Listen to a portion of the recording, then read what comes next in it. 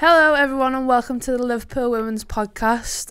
For some of you it'll be a bit of a different thing to watch as it's going out on YouTube as it's free view week. So hello to everyone who've never seen our faces before. Exactly, if you haven't seen us before, I'm Lauren, this is Amy, and we cover the women's team. Oh, I didn't do my salute. Oh yeah, there you go. We cover Liverpool women's team, so we basically we go to all their games, we do matchday vlogs. Some of you might have seen that's gone up on YouTube a couple of times.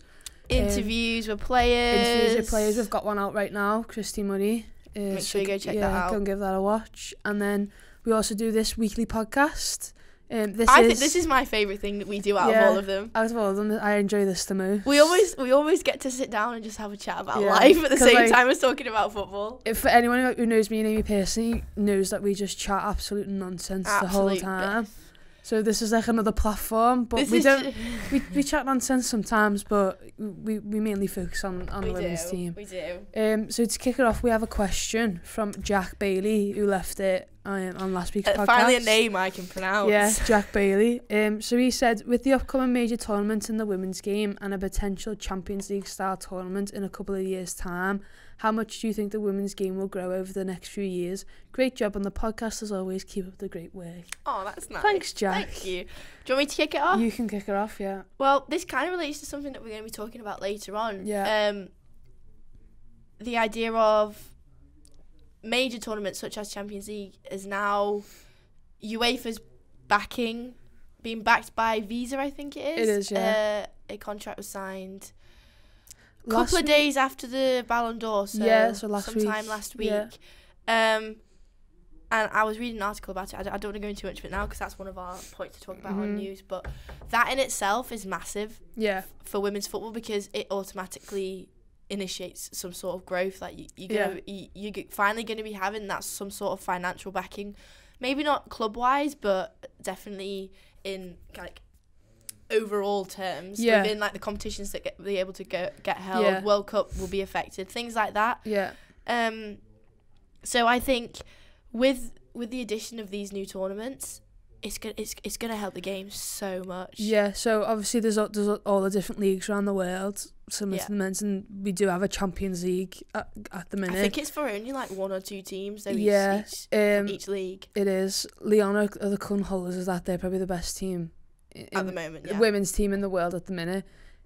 But the introduction of more competitions, whether that's European or just in England or wherever, it will be massive for clubs. It bodes really well because it gives specifically English clubs that extra chance to test themselves against the best sort of thing, because you see it in the men's as well, the difference in football styles as you go across the leagues, and I think the more exposure that the women's game that has towards those different styles of football will make the whole quality of the game grow grow even more than it is at the moment. Like there's nothing wrong with the quality at the moment. Like there's obviously a big gap that needs to be bridged between the quality of men versus women, but this in a way is going to help build it even more. Definitely. In my opinion anyways. I don't know if you agree. I 100% agree. So to answer the question, yes, the game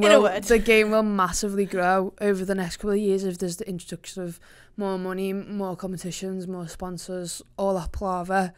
The game will reach a new level. It's already hitting heights now in terms of like number of views that it's getting, and with the World Cup next year, everyone just seems to be getting a little bit more interested. And I can only see this being is a thing that makes it grow even more. Yeah, exactly. Very well put. I love that question. Yeah, very good question. If anyone ever does have a question, just leave it in the comments. We love answering questions. We do love answering them.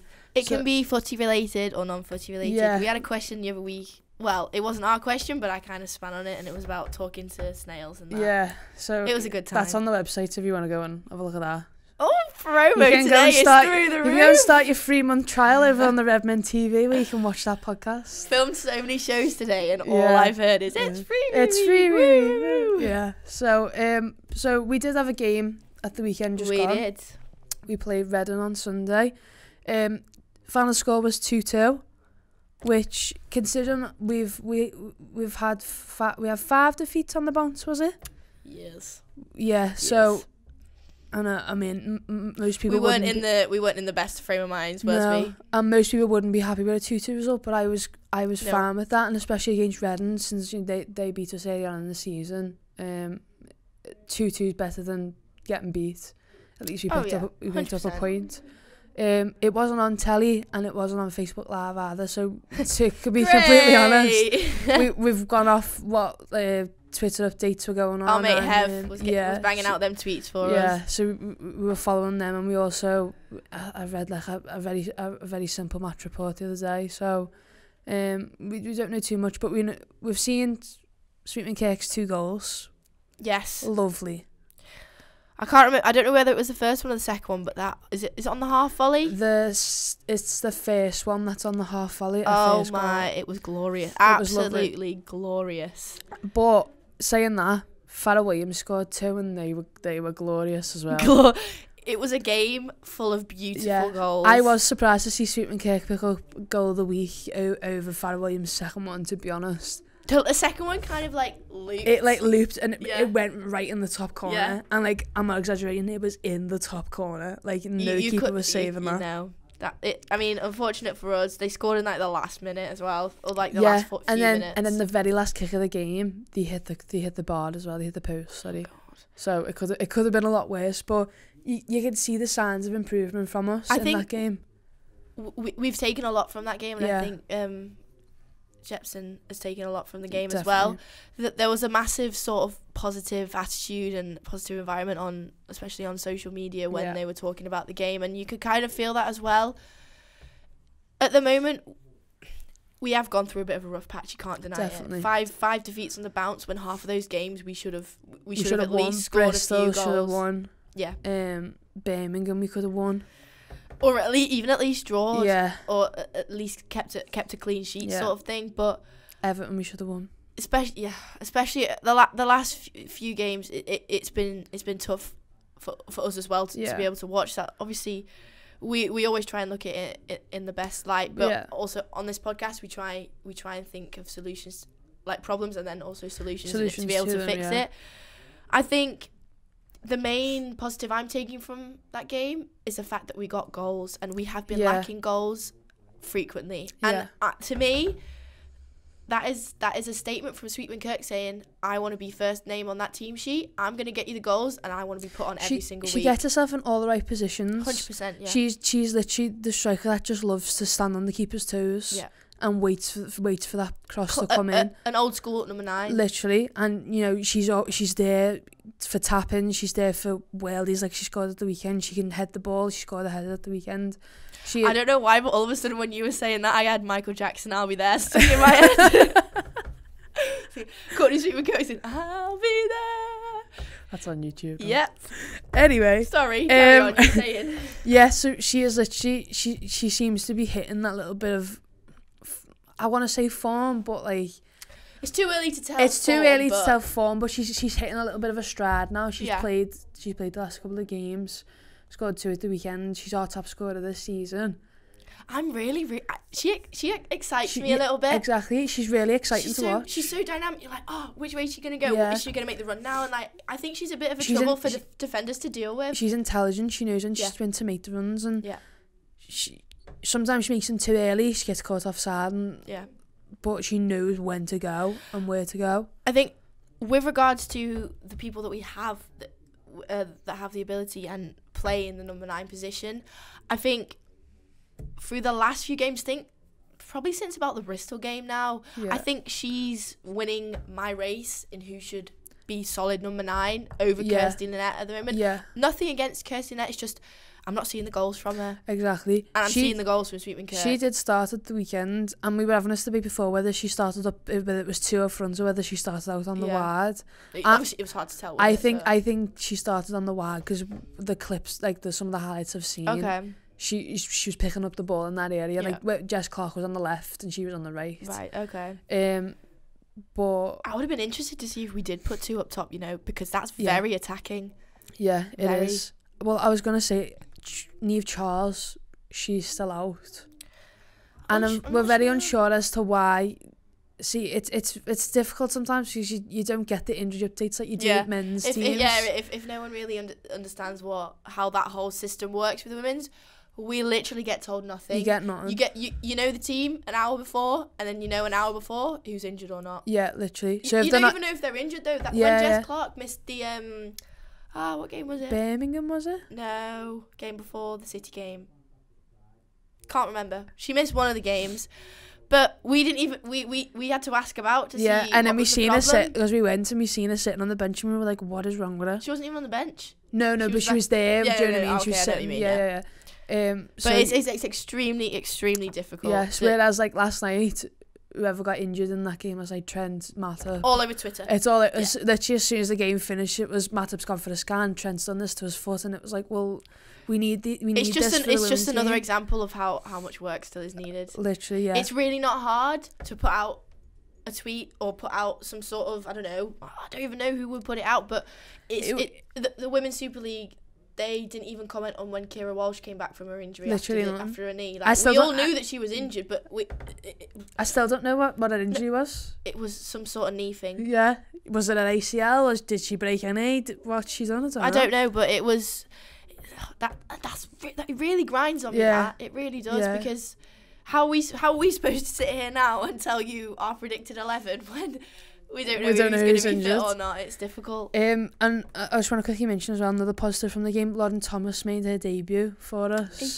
18-year-old. Have you seen the picture of her with Jefferson? She looks like a baby. She looks a lot younger than she looks a lot younger than 18. A lot younger. Yeah. There we go. But it's nice to see. Nice to see them all coming up. Makes me feel quite old, even though I'm only a year older than her. It makes me feel quite old. Yeah. And lazy. Yeah. But it's nice. Liverpool's always been good at giving youth a chance. Yeah. And it is just another prime example of it. So hopefully she goes on to do big things for us. Do you know what position she plays?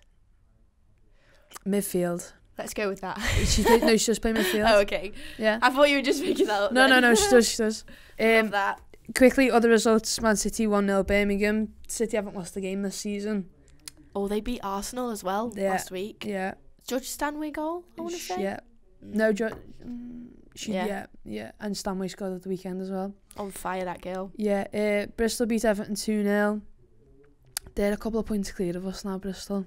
Which is... It's annoying because when we played them, obviously, Sweetman Kirk scored and then... goal got disallowed or she was offside, and it's just like, why is the luck not going our way? We should have seen that game off. Yeah. Chelsea 4-0 Brighton. 7 wins on the bounce for Chelsea now. So they've kicked on a bit, haven't they? Yeah. Got into third gear. They made a terrible start to the season. Yeah. In my opinion, and then they've gone back to the champions that they were last year.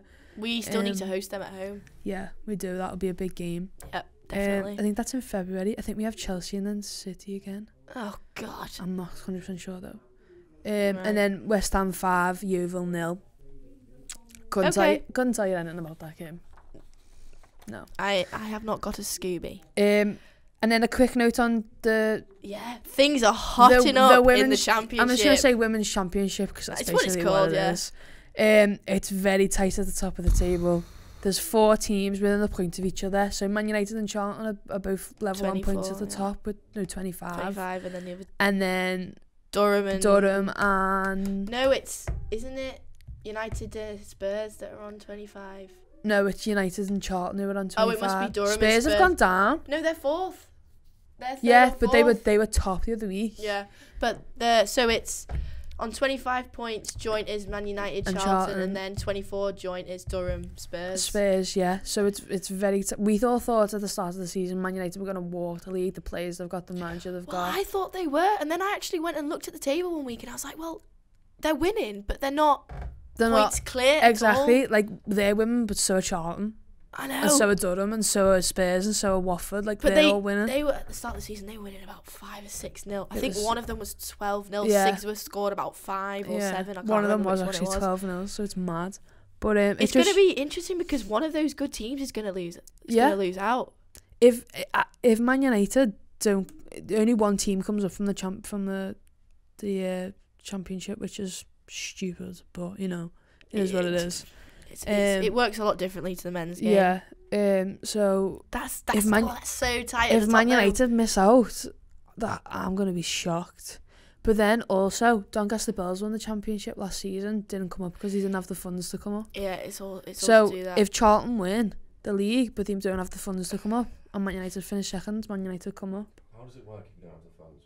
You stay in the league. So basically, if you don't have enough money to, like, for like fees and be able to just like get players, cope in the top league, you just don't come up. You stay in the championship. So Doncaster won last season, and I think they won about. I think they were like 4 points clear as well. They won, and now they're about, I want to say quarter way down the table. Yeah, they're very low down. And West Ham came up and they finished bottom. Yeah, they finished bottom of the championship. West Ham finished 7th the championship and they come up because they can afford it. Yeah, they can afford it. So basically, if Charlton win the league and Charlton don't have the funds or the money to come up to be able to cope in the top league, and obviously Man United do, then Man United will come up, but they haven't won the league. It's bizarre. The thing that's interesting on that note is that West Ham are doing really well. Yeah, they're scoring goals. They've got a good set of players. So obviously I'm not saying it doesn't matter that they didn't win, because it does, and it doesn't even make sense to us who understand the system. But when you look at it, like, they're doing all right. Yeah, they're not rock bottom. Yeovil, who was in the league last season, they're doing poorly. Yeah, Everton are doing poorly. Yeah, so it's because even look then, West Ham beat Yeovil 5-0. It's a weird game. Because like when we first discussed it at the start of the season, we thought West Ham were going to struggle because they finished so low down the championship last season. Brighton as well. We all thought them teams were going to struggle, and they're not. They're flying. Right, I think West Ham, I wouldn't necessarily say they were flying. I'd just say they've exceeded our expectations of what they do. They do. That's the best way to put it. Yeah. Oh, well done, Amy. Pat on the back. Well done. So this is a little segment we have of we talk about the women's news. All news surrounding women's football, anything that's happened within. We like to keep up to date. Yeah, and it's just nice to have a little to break it up. We talk about Liverpool at the start, break it up in the middle, talk about other teams. We take off the red tinted glasses that everyone at the Redmen TV always likes to talk about. Yeah, exactly. So first one, it was the World Cup draw last week on Friday. Was it Friday? Thursday, Friday, one of them days. And England drew Saturday. England drew Scotland, Argentina, and Japan. What are you thinking? It was bound to happen. Scotland. It was just bound to happen to get Scotland. I'm a bit gutted to be like, no, right. I'm not. No, I withdraw that statement I just made. I'm not gutted. The thought that came to my head was, I kind of wished the two home nations wouldn't have to go against each other. Yeah.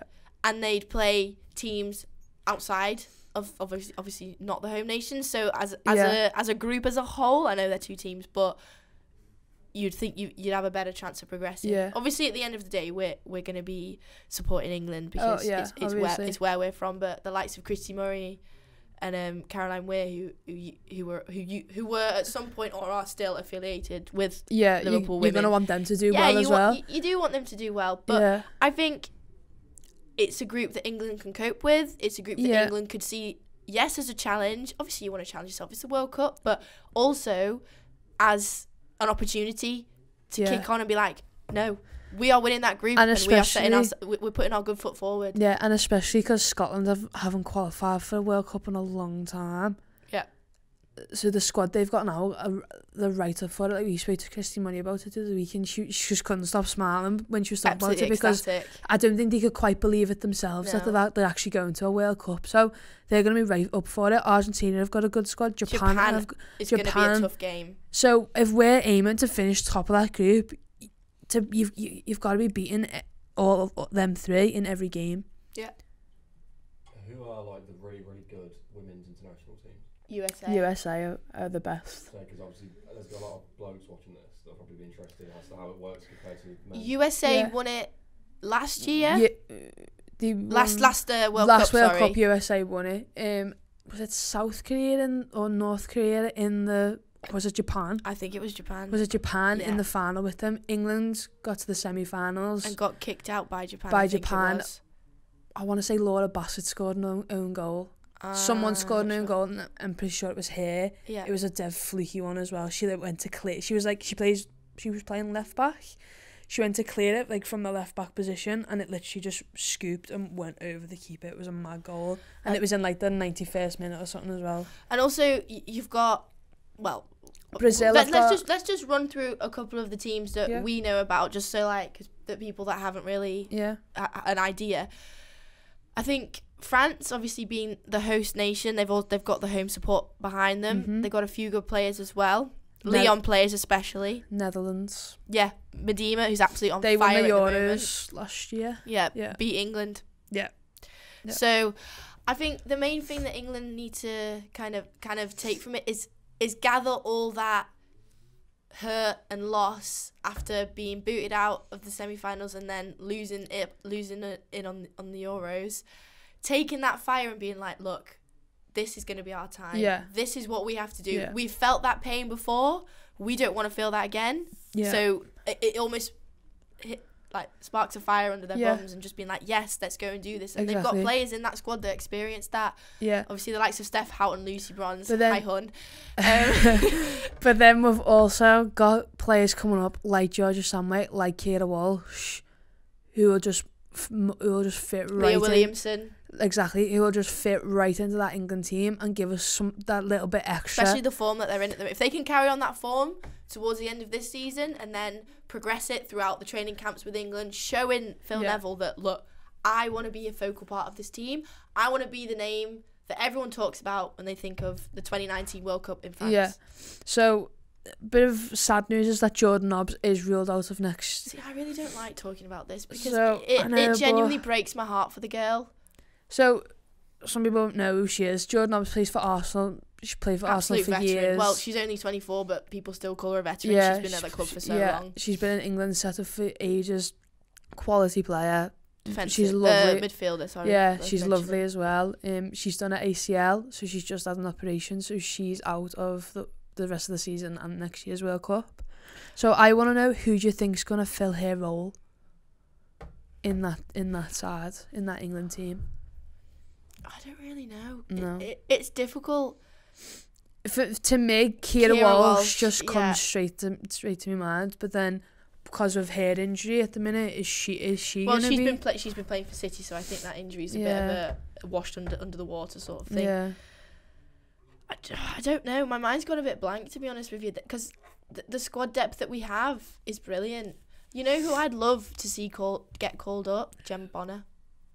Yeah, she's played a couple of times. I'd absolutely love her to get called up. I think she's playing week in, week out for City. She continues to do that the rest of the season. You don't have a reason not to pick her.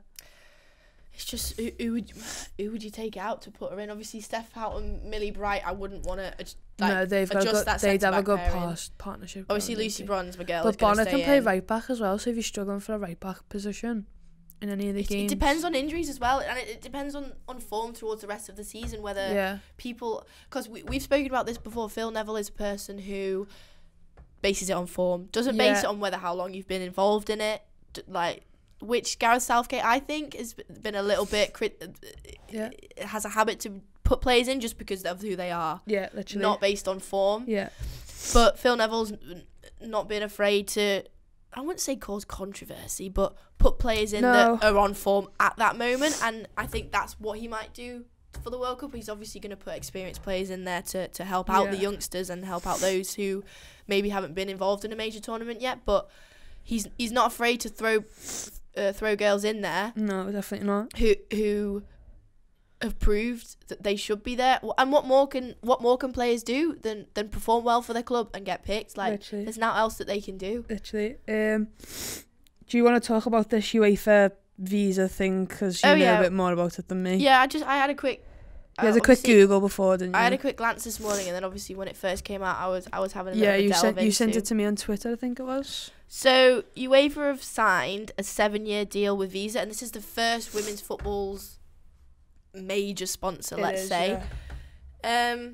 So what this aims to do is promote women's growth, but the interesting thing is, this will finally mean that in terms of UEFA, men's and women's football will be separated. Mm-hmm. Therefore, it allows women's football to be monitored and you can then measure the growth, and you can measure the worth of women's football individually, which will be really interesting, to be fair, especially because even without this deal being signed, growth's been occurring left, right and centre. Yeah. But I think being able to monitor that, and then being able to like get the focal points of what people are enjoying watching and what are the things that need to be worked on. Yeah. And I think that's going to be absolutely massive. And this is something we've been waiting for ages. Just someone to just when it like burst onto the social media scene.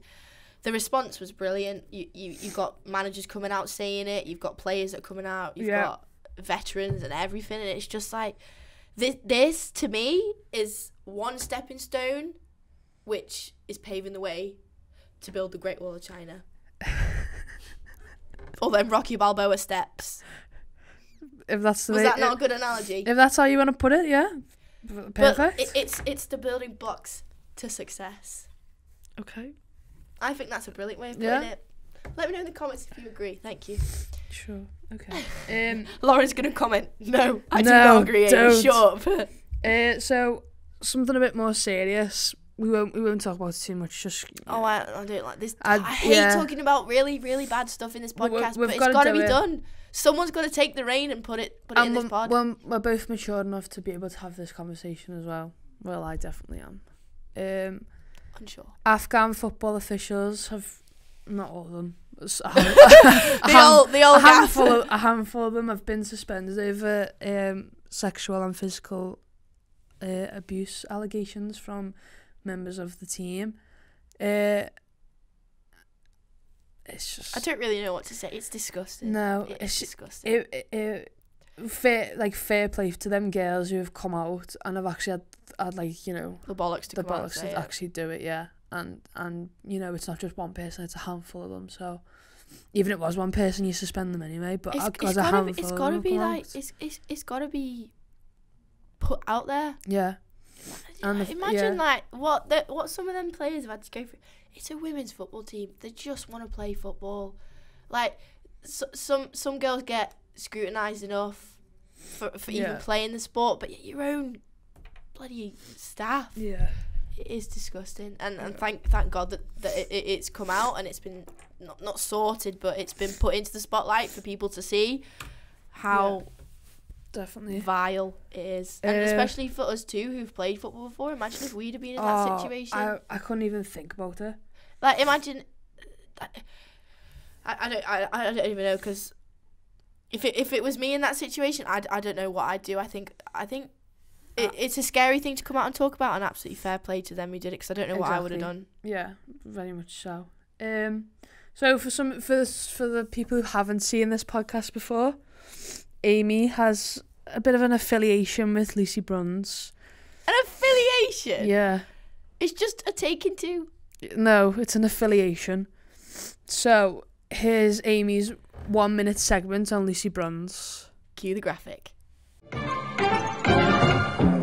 Rightio then, everyone. So, to be honest with you, there ain't much to talk about this week. No, but when I first did the agenda, I just put, I don't know what to say. If I literally read what I have written on here, she is really good at football. Now, if we relate this to all her prestigious achievements, let's say, won the league with Lyon, won the Champions League with Lyon, nominated for a Ballon d'Or, nominated for Active Woman Award, Best Player 2017-18 season. Do I need to say any more, people? And she's got. I don't know what camera to look at, but do I need to say anything more? And she's got a really cute dog. She's got a very cute dog. Also, fun fact of the week, her middle name is Tough. Tough. Can you tell the YouTube viewers that probably haven't seen it before why you're obsessed with it? I'm not obsessed with her. She's obsessed. No. She's obsessed. Thing is though, because she plays the same position as I do, and I just think she's absolutely bloody brilliant at football. Steph Houghton plays the same position as I did, but I'm not obsessed with Steph Houghton. I don't know then. You've made me feel really weird now. No, it's not weird. If we all have our affiliations with celebrities, you know. It's like a I'm a bit of a fangirl, let's say. I've got no crush, no obsession. I'm just a bit of a fangirl when it comes to Lucy Bronze. She's just my favourite footy player. And That's fine. And it absolutely kills me she shouldn't play for Liverpool anymore. Yeah, it's really heartbreaking. But I'm yeah. completely normal. At least we can say she has. No, yeah, I just love that she's just a brilliant footballer, and I want to be like her because I play the play the same position. So she's your inspiration. Yeah. See, why can't everyone just be a little bit more like me? That's fine. Right. Everton then. Everton. Now this is the game that was we were supposed to play Everton last Wednesday in the cup, but it got postponed because the pitch was waterlogged. Nice. You know what I mean? Over in Birkenhead, they don't have proper drains, do they? And all that palaver. The other side. The dark side. I'm only joking, by the way. Sorry, any people who are from there. Yeah, I mean, Birkenhead. yeah, so the pitch was waterlogged, so we couldn't play. So it's been moved to this Sunday, quite inconveniently. Very Liverpool, They're not helping themselves out at all. Liverpool play Man United at home at 4:00. Now this game does kick off at 12, so there is a bit of there is time to go and see it. We're not going, unfortunately. I just can't get there. Yeah, neither of us drive at the minute, so you know. I mean, we both passed, but Lauren just won't get a car. I'm in the process. Leave me alone. I'm trying. I can't afford it. Anyway, that's not the point. It's completely not the point. This will be our last game of the year on Sunday. Aww. It's a bit of a shame. You know what? It gets to the end of every single year, and on New Year's Eve, I get really sad because I'm just like, I'm never going to be able to live 2018 again, and isn't that really scary? It is a scary thought, but then you've got That's another year of my life gone. That's another year of my dog's life gone. Oh. And I'm really scared.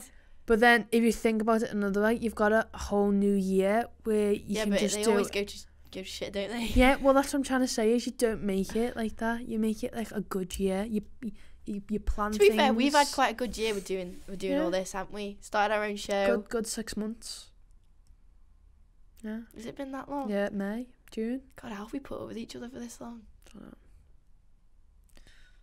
But no, as my point was, I just get a little bit sad because like I'm gassed. I'm gassed for like, oh yeah, 2019, let's get on it. But I'm just like, oh, I'm never gonna be able to live it again. Do you know what I mean? That's why you need to take. That's why you've got to live in the moment, guys. If you take anything from this podcast today, other than the fact that me and Lauren are really cool, oh god, that you gotta live your life to the fullest. Insert inspirational quote here. Anyway, back to the game. We've been on a tangent. Saying that it's the last game of the season, our first game in the New Year's on the 6th of January against Brighton at home. Oh, you're very, very in control today, Lauren. I've got the knowledge today. Like if you watch last week's podcast, I was a different person. And then the podcast before, Lauren was really hungover. Yeah, so you might want to watch that one as well. I was like a completely different person the last 2 weeks, but today I'm just back at it. Nice. But it's a nice little break for the players to have. You know what? Go home, put your feet up, have a mince pie. So they feed the dogs. They go back to the families. Some of them are from like Jana Daniels is from Belgium. She can go back to Belgium, have a nice little couple of weeks with her family. Have some food, have a couple of drinks, see all your friends. Watch some Christmas films. Kind of what I'm gonna do when I go home. Yeah. I'm really excited. You've got like another week though, haven't you, until you go home? Yeah, we've got the Redmen Christmas party in between that. Yeah, it's gonna be a laugh. Gonna be a good time. So similar to Redden, what's your preferred 11? Have you changed it up? I have changed it up. I've gone kitchen and goal, as I said for the reason earlier. I've gone the same back four to be fair, Taryn Bradley August Matthews Robe. I've gone Fahy and Roberts sitting, Coombs, Babajide, Sweetman Kirk up top, and then Clark on the wing. We've got the exact same. Well, team. you've got to change yours this time because I changed mine last time. We just think too similarly. Great minds think alike. I'm gonna take Clark out and put Leonard in. Really? Give Clark a bit of a rest. She played a lot. She's gonna have a rest over. We've just said about the players going. No, but what I'm saying is you had a go at me for going on Sweetman Kirk, and you've just turned around and said they're going home for a break. It'd be nice. Yeah, I'm gonna keep Clark out because she needs a break. Right? Okay. No, what I'm gonna say, if you let me finish my point before you jump down my throat. No thanks. Clark has got pace, power.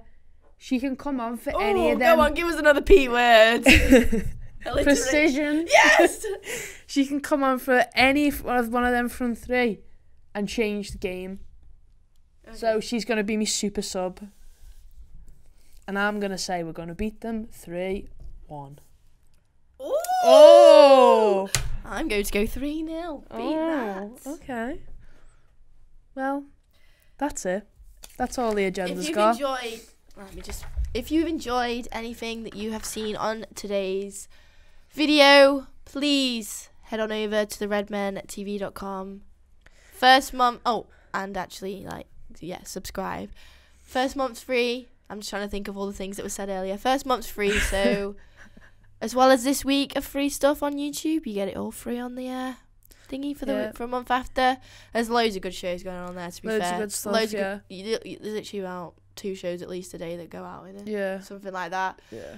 We're on there, obviously, trying to build up this community a little bit more, get a little bit more of you over there. It's been nice to see the past couple of weeks. We've had a few comments on the podcast. It's definitely, and it gives us an idea if anyone's actually enjoying what we're doing. Anyone actually watches us. But yeah, no, if you go over and subscribe, it kind of, Paul said this several times, but it kind of just helps the whole crew out in itself. Yeah, definitely. Helps this whole platform grow. It does. And we're enjoying what we're doing, and if you guys enjoy what we're doing too, please let us know, because we have a laugh on here. We talk a little bit of biff, but we also talk quite a lot of football. So oh, that's getting so sentimental. Sorry, carry on. But yeah, like we said, we've got Christy Money interview out at the minute. So our number one fan's giving us a ring. Our number one fan, my sister's giving me a call. We never know how to end these podcasts. It always goes on for so long. You know, go and watch the Christy Money interview. Check out everything else on YouTube. Subscribe to YouTube. Go over to the website, check all that out. Give us a like on this video. Give us a like. Got any questions? Anything you want to comment? Buy a Christmas jumper. Buy a Christmas jumper. You know, all that palaver. Pleasure as always. Thank you, Bailey, for doing the mixing. And we'll see you soon. We'll hopefully see you on the website. Yeah. Ta-da. See ya.